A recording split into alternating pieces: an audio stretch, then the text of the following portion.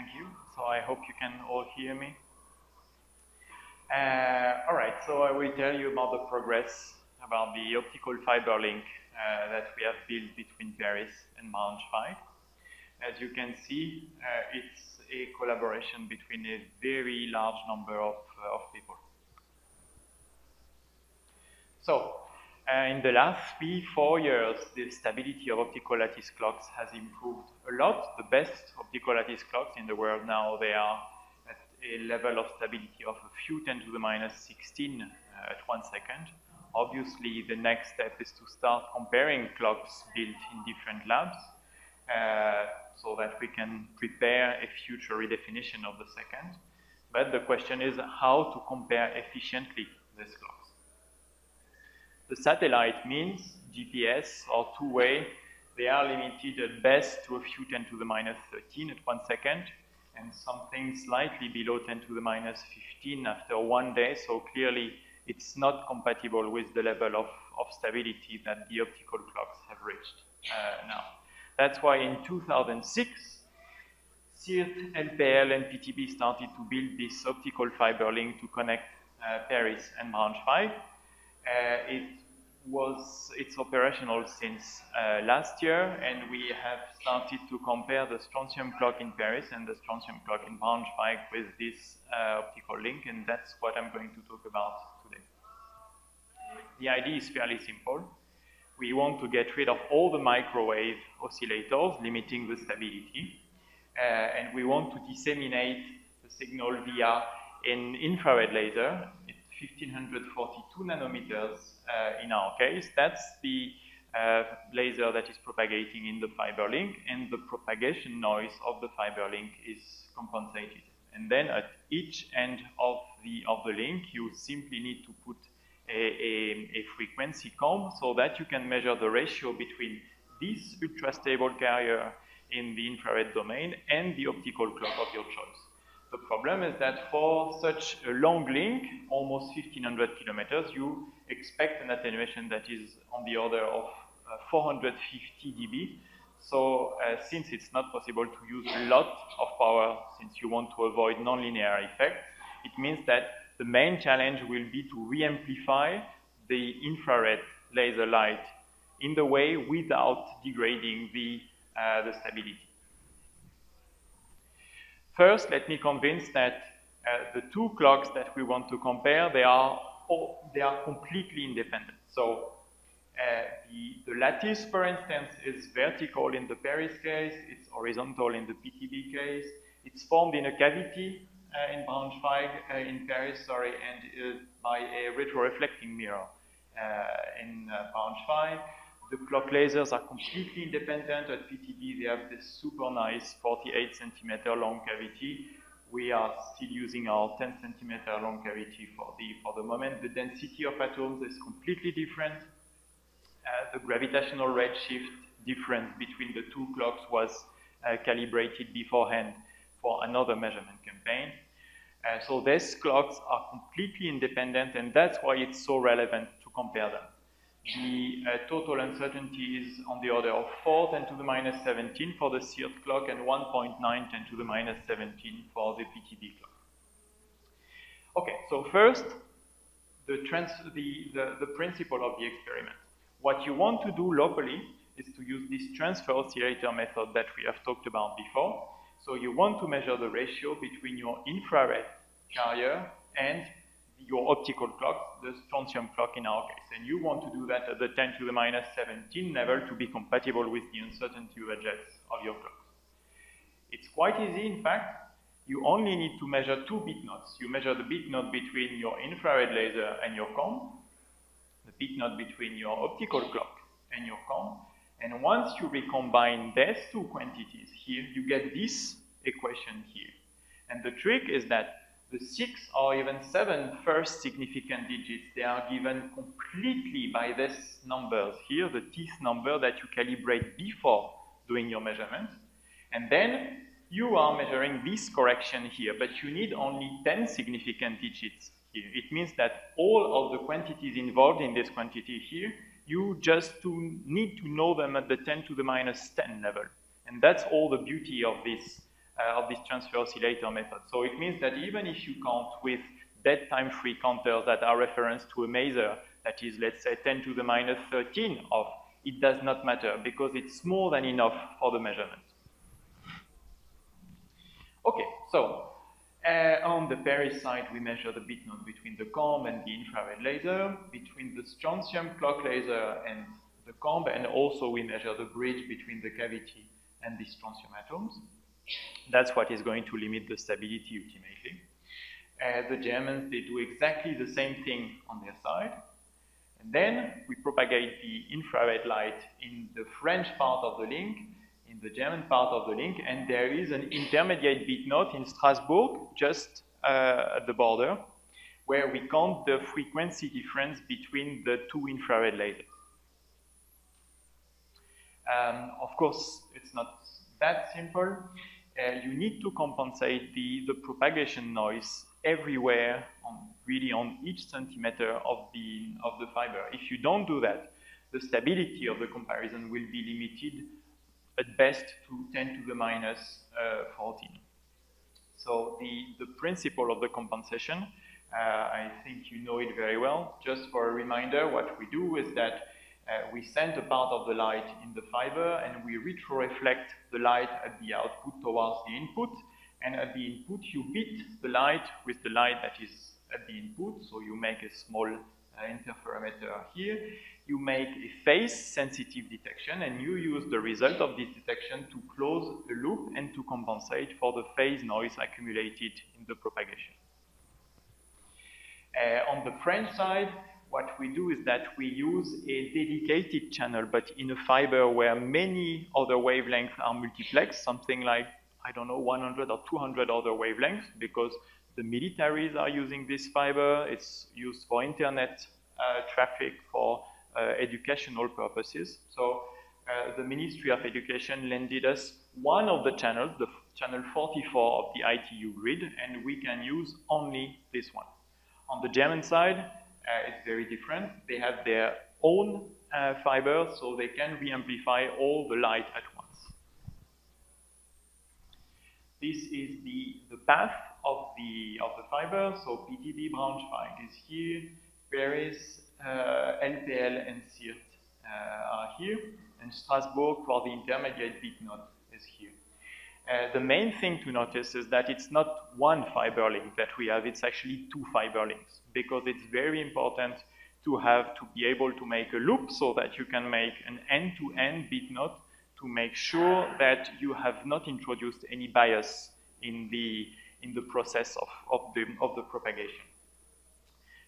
In green, it's the amplifiers, the Brillouin amplifiers that the Germans use on their side, and the French on their side, they use bidirectional amplifiers, and they regenerate the signal with what we call repeater laser station. I will give you details about that. So this is the principle of a bidirectional amplifier. What we do is that we have small devices called OADM. They allow us to take specifically the channel 44 that we are allowed to use. We extract the light out of the fiber. We re-amplify it in this bidirectional amplifier here, and with the second OADM, we re-inject it back into the fiber. And since, as I said before, we need to retroreflect a part of the light so that we can compensate for the phase noise, these amplifiers, they are bidirectional. The gain is between 15 and 20 dB per amplifier. It's not possible to do more than that to avoid nonlinear effects. And so such a bidirectional amplifier is needed roughly every 100 kilometers. Since still it's not enough, every 500 kilometers or so, it's necessary to regenerate the signal completely. So LPL and CIRT have spent a lot of time to build this very fancy repeater laser station. The way it works is that you have a bit of light here at the input. A slave laser here is offset locked to this incoming light, and a part of the slave light is reinjected backwards into the link, so that it's possible to make a detection here at the input of the fiber to compensate for the phase noise. And the other part of the light is sent forward until it reaches the next repeater laser station. A few interesting features. So first, it's very impressive to see that these guys, they need less than 1 nanowatt actually to seed the slave laser here. The bandwidth is on the order of 100 Hertz, but still, since we use a very stable laser in the link, the width of the laser is less than 1 Hertz, so it's enough to have a very low bandwidth. And the last thing to say is that there are a couple of offsets along the way, but the signs are arranged such as it all depends on the same RF oscillator here. So even if the frequency stability of this RF oscillator here is not extremely good, it does not really matter. On the German side, it's completely different. They have developed this fiber Brillouin amplifier, so they couple a very strong pump into the fiber.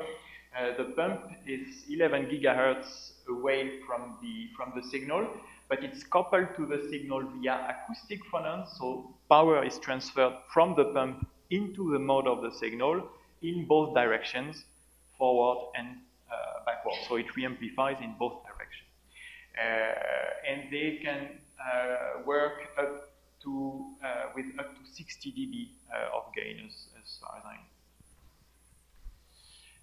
Let me tell you a few very practical details about the data acquisition itself. So first, the optical bit nodes that we observe, we filter them in filters that are quite narrow. The filters are 1 kilohertz large on the Paris side, at least. So since you want to integrate for days, for weeks, and soon for months, we hope, you need to dedrift the signals so that they stay in the bandwidth of the filter, and also you want to avoid to have strong gradients you don't want to explore the phase of the filter too fast, at least to avoid the group delay effect. So you need to dedrift the signal. Second, you have residual drift, and the only way to fight that is to synchronize all the measurements everywhere so that everybody says the same drift at the same time, so that it cancels out. Small detail, the cycle time of the clocks is not exactly 1 second, whereas the KNK counter that we use to count the frequencies, they yield 1 point per second. So it means that you need to do some binning of the clock data points so that you have 1 point per second. And finally, the computer, so there are two things. There's the data acquisition itself, and then when the computer has finished to process the results, the time tag of the data point is given by the computer. So you need to have all your computers synchronized to NTP so that you can distinguish without any ambiguity the point n and the point n plus 1. Okay, so the time tagging locally, it's done on the local time scale. So in Paris, we triggered the measurement at t equals 0 on UTC OP. At PTB, they do the same thing on UTC PTB. And in Strasbourg, the counters are referenced to GPS time. So in principle, the UTCs, they are only at most a few nanoseconds apart. For small practical details of delays of propagation in the cable, we make sure that the synchronization was rather at the 1 microsecond level, but it's more than enough. Then, okay, you could think, okay, you synchronize at t equal to 0, but then the counters, they are referenced to masers that are possibly a few 10 to the minus 13 apart. It's a very small problem. In fact, it means that the measurement intervals between Paris and Braunschweig, they will drift a tiny bit, but if the drift is, let's say, less than 10 Hertz per second, it does not matter, because even after 10 days, you end up with a frequency bias that is at the 10 to the minus 21 level. So once you have synchronize the measurement, you're fine. That's what we did not manage to do for the first measurement campaign in March last year. The counter in Strasbourg had a delay of 232 milliseconds, I think, and it resulted right away in a frequency difference of several 10 to the minus 15 between the two clocks. So fortunately, we could recover a part of the data afterwards because we saw what this delay was, but still it's to show you the importance of doing that. Okay, I need to speed up a bit. Then you need to dedrift the data. Basically, the two lasers the two types of lasers that you need to dedrift it's the clock lasers and the infrared lasers. The clock lasers, so the strontium clock laser is very easy because you compare it to the strontium atoms, so you compare it to a fixed reference. Dedrifting the infrared laser is a bit more complicated. That's the kind of data that we observed for the June campaign, so it was a 3 weeks measurement campaign. You see that the frequency of the laser did not move by more than 12 kilohertz total, and the very interesting segment was this one here, the last 9 days, where the uptime was actually 100%. And if I zoom on this part, it's this graph here at the bottom, and the frequency stayed within, let's say, 500 hertz in 10 days. Then there are two possibilities. You can compare the frequency of the infrared laser to the local maser, or you could compare it to the strontium clock laser. In fact, it turns out it does not. It's more or less equivalent if you plot the stability of the two measurements. Infrared versus strontium clock laser is in red, and infrared laser versus the maser is in orange. The typical drift that you have to face, it's a few 10 to the minus 17 per second, so it's the black curve here, and you see that it intersects both stability at the same point after 30 seconds. So for simplicity purpose, we compared the infrared laser to the maser. And so every 30 seconds, we update the dedrift of the infrared laser. So these are the final results. In red here, it's the March campaign. In blue, it's the June campaign. So what we see here, it's strontium PTB minus strontium OP with a cutoff at 5 hertz. The stability was actually better during the March campaign, but since the June campaign was longer, in both cases we managed to reach a residual instability at the level of 210 to the minus 17. Actually, there's a problem with the clock laser in Paris that we have been trying to fix for 1 year, but we still haven't found what's going on.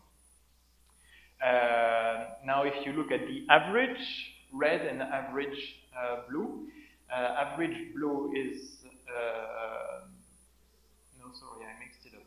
The two colors are inverted here. So in the case of the first campaign, the total uncertainty was 11.2, 10 to the minus 17, mainly dominated by the desynchronization of the counter I talked about before. And in the second case, in June, the counters were very nicely synchronized, and the total uncertainty is basically the combination of the uncertainty budget of the two clocks. And in both cases, you see that we find an average that is compatible with the combined uncertainty budget of the clock. And finally, in green, it's the stability of the link itself, so the end-to-end stability divided by square root of 2. And you see that it goes down very nicely. There's a small thermal bump here, but it keeps going down afterwards. And the main point to stress here is that even if it's at the 10 to the minus 15 level at 1 second, it goes down much faster than the clock themselves. They go down like 1 over square root of 2. So even if the clocks would keep progressing by 1 order of magnitude, even 2 orders of magnitude, after an integration time of, let's say, 10 to the 3, 10 to the 4 seconds, the link would still be would still have a noise that is negligible with respect to what you get with the clock. So it's really the right solution. Okay, let me conclude. So for the first time, we have performed an all-optical measurement on the continental scale. The two clocks are completely independent, and we demonstrated that they are in agreement. And the optical link will not be a limitation to the comparison down to the 10 to the minus 19, maybe even down to the 10 to the minus 20 even in the next years. Thank you.